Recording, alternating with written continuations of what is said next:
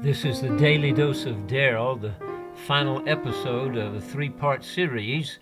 Of course, it's all about conversations and living life. The first was keys to speaking, and that's when you're speaking to a group, and there were wonderful keys included. Also, the tips for conversations when you have one-on-one with others. These were the two previous Daily Doses of Daryl. And today is life in the right lane, and learn to slow down and take care of ourselves, and have the correct lane for emergencies and dealing with patience in life. Now, I did this as an experiment.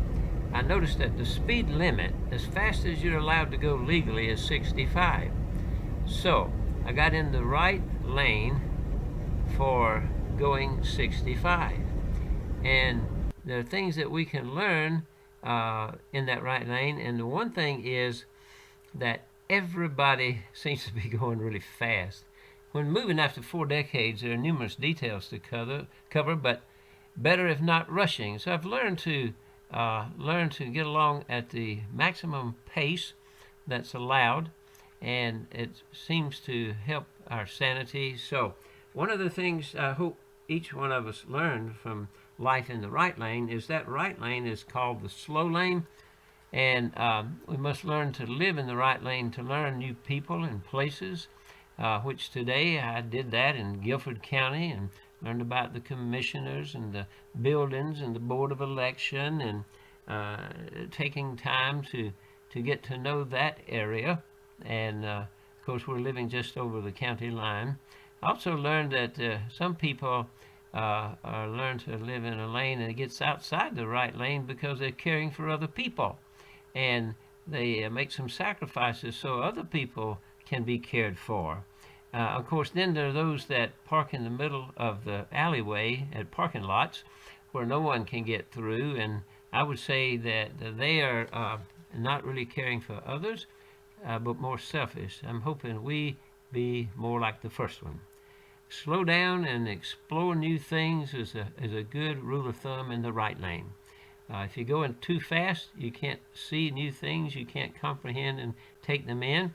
And so today we did a little slowing down and learned some new areas and new places. And you know what I'm going to say. Yep, some new food, and it was worth the wait finding this place and being able to participate in that. Now, even big fire trucks need guidance for the right lane. When you're backing them in or pulling them into the station, it's hard to see, and so sometimes you paint a lane where the tire will actually go to help navigate that easier to avoid accidents with a very expensive fire truck. And so the same thing is true in life. We learn our parameters, and we learn basically how to live life in the right lane. Now, the keys to speaking, you remember those? Speak to one person eye to eye. Don't worry about the feedback. Tips for conversations, using our ears and eyes and nose to treat people correctly, and living life in the right lane is always good to do that for others. Now, I also hope you realize and remember that everybody sees things differently. And so the same plate of food, this is a reminder, looks different to everybody. And so you must have to learn in the midst of that fact. And learning patience is a real key.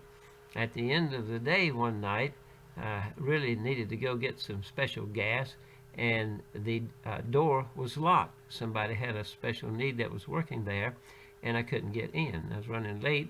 And then the card reader was not working outside, so I had to go in.